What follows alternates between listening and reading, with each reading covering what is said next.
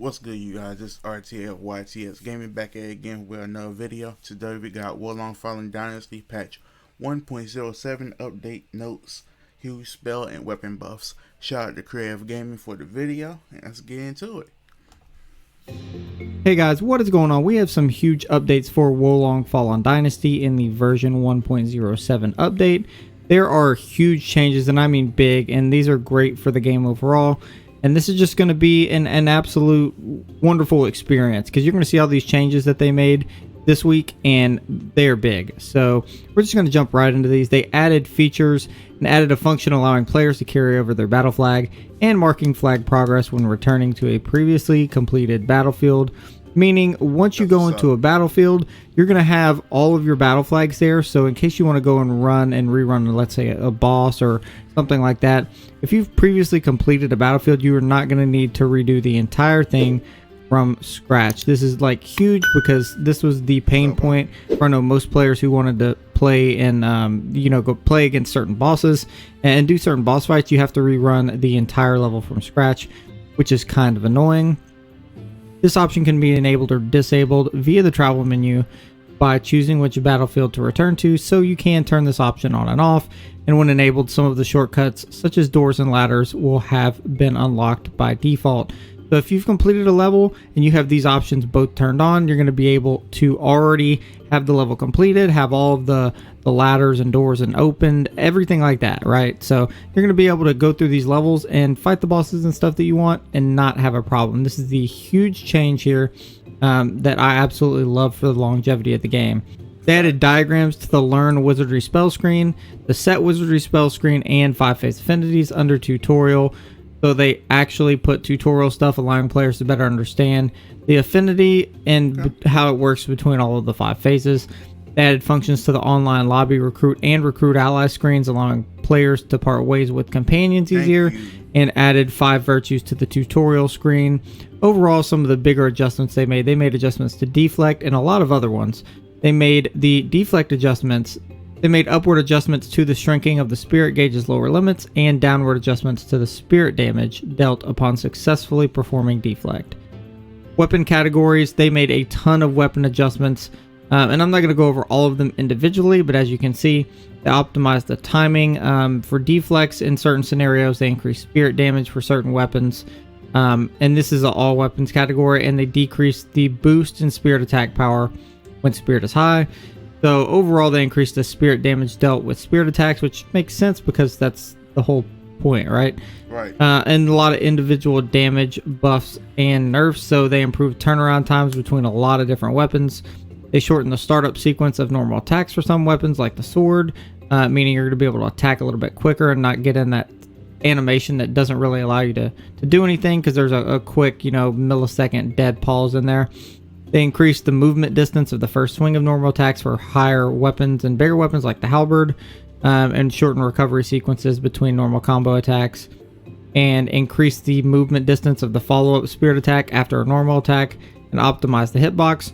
So they optimize a lot of different hitbox items for weapons, as well as a lot of different stats for these weapons and timing and everything to basically make the game overall feel smoother and the combat feel more involved and much more smooth on its own. They made a ton of martial arts changes. All martial arts except Thunderous Impact and Tiger Tail Lash are going to experience these changes of increased spirit damage dealt, meaning that these martial arts are going to be doing more spirit damage given, except for these two, obviously. And that's good because martial arts is the whole point of the martial art abilities is to do spirit damage to enemies. And before it was still fine, but I think this is a good change considering that's what the whole thing's meant for.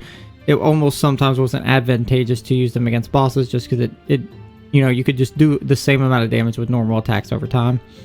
And like I said, a lot of these martial arts got actual buffs and changes.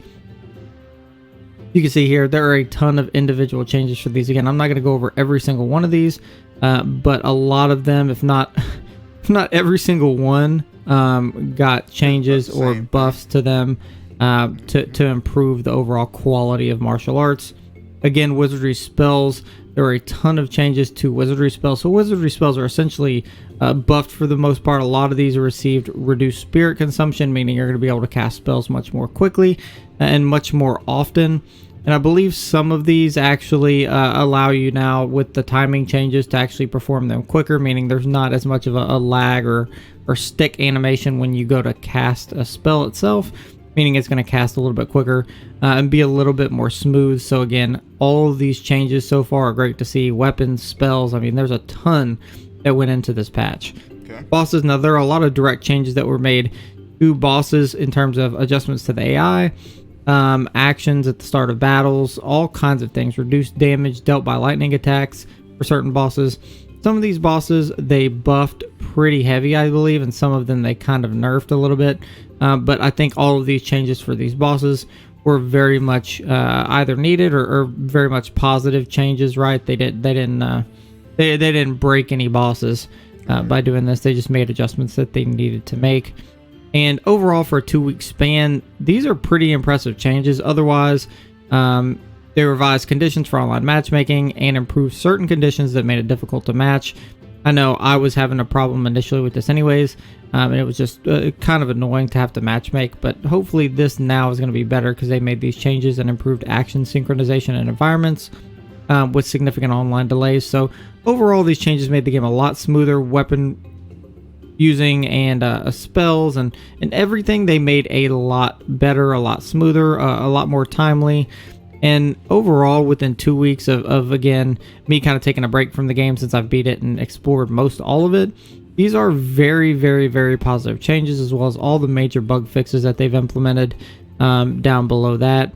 As you can see, these patch notes are pretty extensive because they made a wide variety of changes here that really are like I said, it's pretty extensive. They went pretty full force with these changes and made changes that I think the community wants, and just changes to make the game better and the longevity of the game.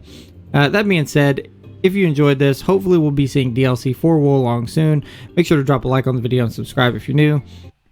Alright, make sure you sub up. But yeah, what you think about this patch? You know what I'm saying? Is it a W patch or an L patch? Let me know in the comment section. I personally think it's a W patch. Everything that needed to be addressed was addressed. We can now save our battle flag, so we ain't got to keep every time we go into it. You know what I mean? Trying to redo all that, especially the ones that got the battle flags that's hard to find. So that's a major W. Bunch of weapons got fixed, or spirit damage got fixed rather. So it's a lot of good things in this patch. And speaking of Wulong DLC, I heard the DLC is supposed to be coming in June. So I'm going to be keeping an eye out for that. But other than that, if you like this video and reactions just like this, make sure you hit that like button and subscribe if you are new. Till next time, peace.